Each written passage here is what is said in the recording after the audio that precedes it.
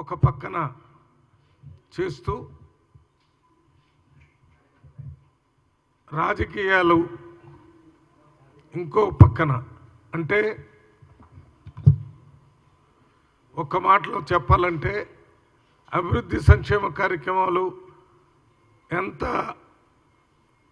అవసరమో ఈ రాజకీయాలు కూడా ప్రజలకు అంతే అవసరం. అందువల్ల రేవంత్ రెడ్డి గారు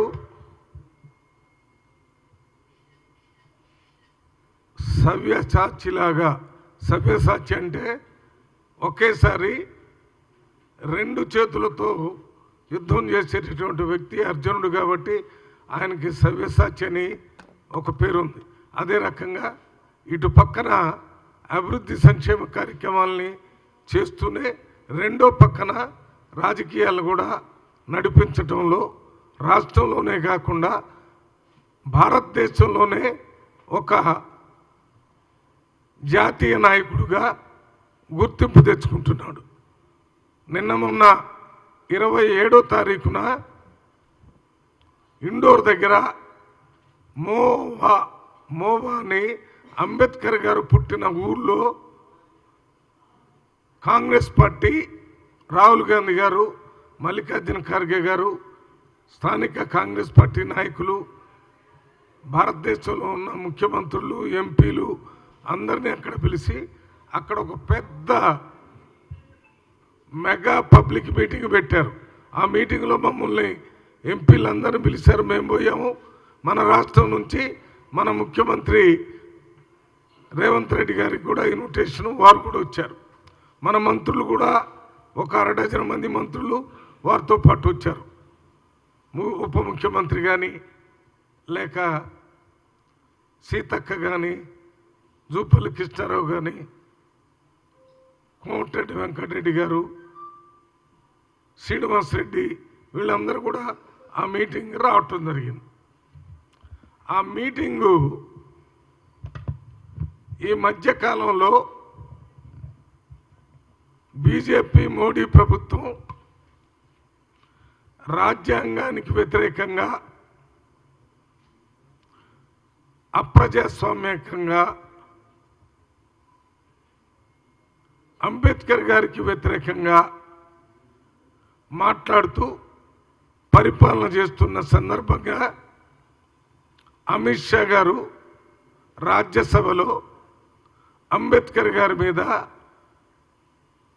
అనుచితంగా మాట్లాడి పార్లమెంట్లో మాట్లాడేటప్పుడే ఆయన రికార్డ్ అయ్యే విధంగా అంబేద్కర్ అంబేద్కర్ అంబేద్కర్ అంబేద్కర్ అని ఇది ఒక ఫ్యాషన్ అయిపోయింది.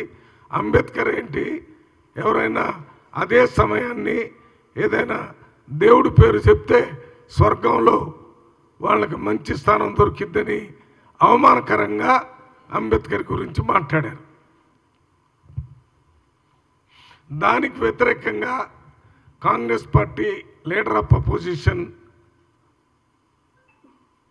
రాహుల్ గాంధీ గారి నాయకత్వంలో, leader of opposition Rajya Sabha Mallikarjuna గారి నాయకత్వంలో దాదాపు వారం 10 రోజులు పార్లమెంటు జరగకుండా దీనికి సమాధానం చెప్పాలని చెప్తే ప్రధానమంత్రి కానీ, హోమ్ మినిస్టర్ కానీ దీనికి సమాధానం చెప్పకుండా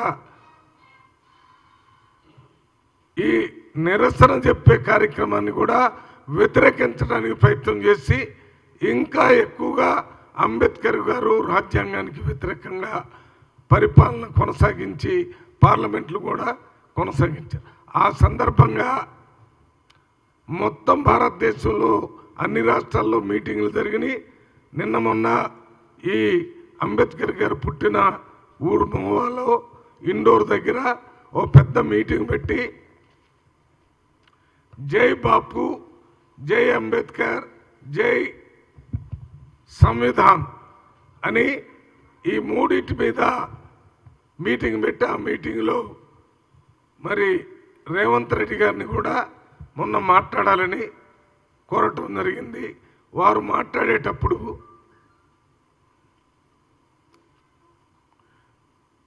మహాత్మా గాంధీ స్వతంత్రం తీసుకొచ్చేటప్పుడు ఏ రకంగా అహింసా పద్ధతిలో భారతదేశ ప్రజలందరినీ స్వతంత్రం కోసం పోరాటంలో పాల్గొనేటట్టు చేసి ఆ ఆలోచనతో భారతదేశానికి స్వతంత్రం ఏ రకంగా తీసుకొచ్చాడో ఆ ఆలోచనని